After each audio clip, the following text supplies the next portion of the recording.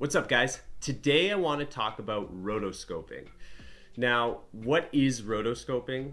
If you want to know the history about it, check out my other video that talks all about the history of rotoscoping. But today I want to talk about it in After Effects terms.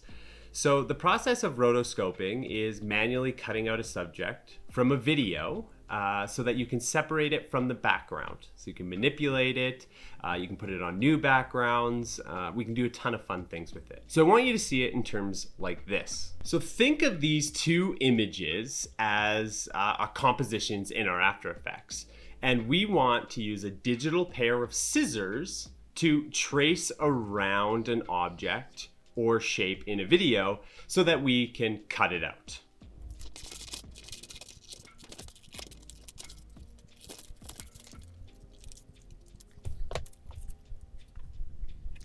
Now, once that object is cut out, you can now place it over a different background, color it differently, or apply effects to that part. So really all we're doing is just cutting it out like we would a piece of paper and using layers so that we can change backgrounds or manipulate the subject that we just cut out.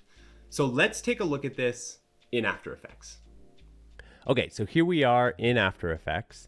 I'm just using a shot that I previously used just for simplicity.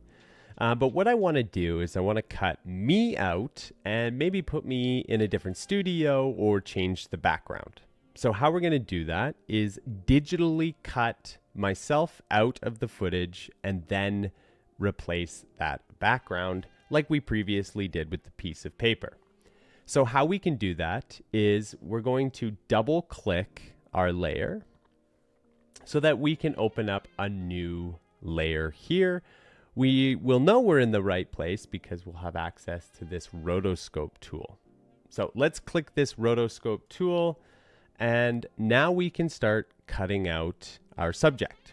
So all you really need to do is just kind of let After Effects know what you want to cut out. I'm going to make a couple little lines here. That looks good. That A. Perfect. Now it's not the best. We're missing a little bit of hair there, but I'm not going to worry too much about that on this lesson. So once we have this cut out, we know everything within those pink lines are going to be cut out.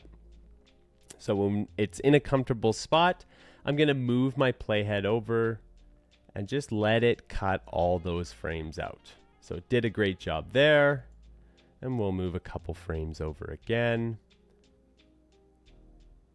And looks like it's doing a good job. So we'll just continue this process.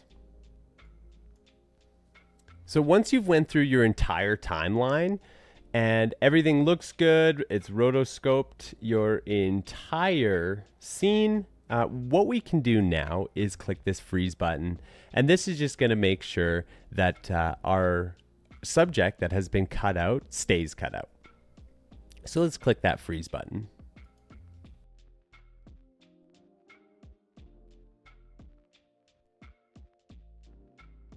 Perfect. So once it's finished freezing, we can now jump back into our composition and we can see that we've completely cut out our subject.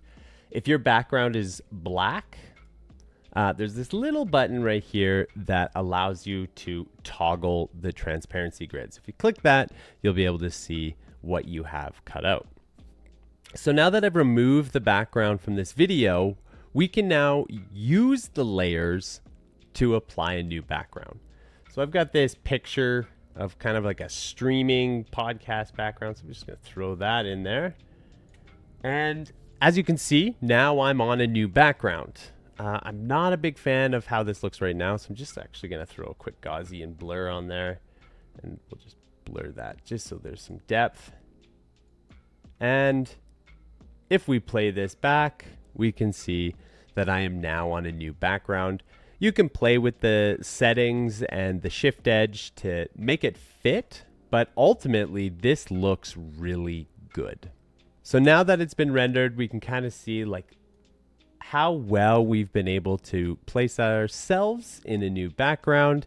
It does a fantastic job, and it allows us now to shoot in different environments and to do more creative things with our footage. So thanks for checking this video out. Stay tuned for more.